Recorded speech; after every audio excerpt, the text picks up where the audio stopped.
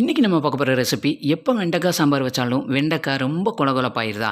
இனிமேல் அந்த மாதிரி இல்லாமல் ஒரு அருமையான வெண்டைக்காய் சாம்பார் செய்யலாமா? இப்போ ஒரு 1/4 கிலோ வெண்டைக்காயை நல்லா வாஷ் பண்ணிவிட்டு தண்ணி இல்லாமல் தடச்சிட்டு இந்த மாதிரி சைஸில் கட் பண்ணி எடுத்துக்கோங்க. ஒரு கடாயில் ஒரு 2 டேபிள் ஸ்பூன் அளவுக்கு ஆயில் விட்டுட்டு இந்த வெண்டைக்காயை மீடியம் ஃப்ளேம்லேயே வச்சு நல்லா வதக்கிடுங்க. பாருங்கள், வெண்டைக்காய் வந்து இந்த அளவுக்கு நல்லா வதக்கிடணும். இதை தனியாக எடுத்து வச்சுட்டு ஒரு கப் அளவுக்கு துவரம்பருப்பு நல்லா வாஷ் பண்ணிவிட்டு கொஞ்சமாக தண்ணி ஊற்றி ஒரு 1/2 டீஸ்பூன் அளவுக்கு மஞ்சள் தூளும் 2 டீஸ்பூன் அளவுக்கு ஆயிலும் விட்டுட்டு நல்லா ஒரு விசில் விட்டு ப்ரெஷர் போனதுக்கப்புறம் ஓப்பன் பண்ணுங்கள். நம்ம வதக்கி வச்சுருக்கிற வெண்டைக்காயை இதோட ஆட் பண்ணிக்கலாம்.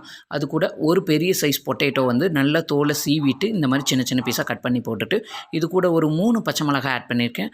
இது கூட 2 தக்காளியும் இதோட கட் பண்ணி சேர்த்துக்கோங்க. ஒரே ஒரு பெரிய வெங்காயம் கட் பண்ணி சேர்த்துக்கோங்க. தென் இதுக்கு சாம்பாருக்கு தேவையான அளவுக்கு உப்பு இதோட ஆட் பண்ணிடுறோம்.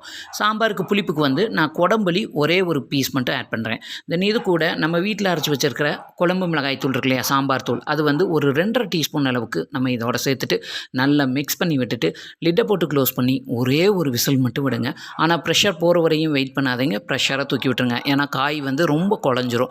அந்த மாதிரி இல்லாமல் இருக்கிறதுக்கு ப்ரெஷரை தூக்கி விட்டுருங்க. அதுக்கப்புறமா நான் ஒரு 1/2 கப் அளவுக்கு தேங்காய் வந்து பேஸ்ட்டாக அரைச்சி எடுத்து வச்சுருக்கேன். அந்த தேங்காய் பேஸ்ட்டை இதோட ஆட் பண்ணிடுங்க. இந்த அளவுக்கு ஒரு கொதி விடுங்க. நல்லா கொதிச்சதுக்கப்புறமா ஸ்டவ் ஆஃப் பண்ணிடுங்க. இப்போ ஒரு கடாயில் கொஞ்சமாக தேங்காய் எண்ணெய் எடுத்துக்கிறேன். இது கூட 1 டீஸ்பூன் அளவுக்கு கடுகும் உளுந்தும் இதோட ஆட் பண்ணிக்கிறேன். தென் இதோட 1 டீஸ்பூன் அளவுக்கு ஜீரகமும் சேர்த்துக்கிறேன். கொஞ்சமாக சின்ன வெங்காயம் வந்து கட் பண்ணி எடுத்துருக்கேன், அதையும் இதோட சேர்த்திடுங்க.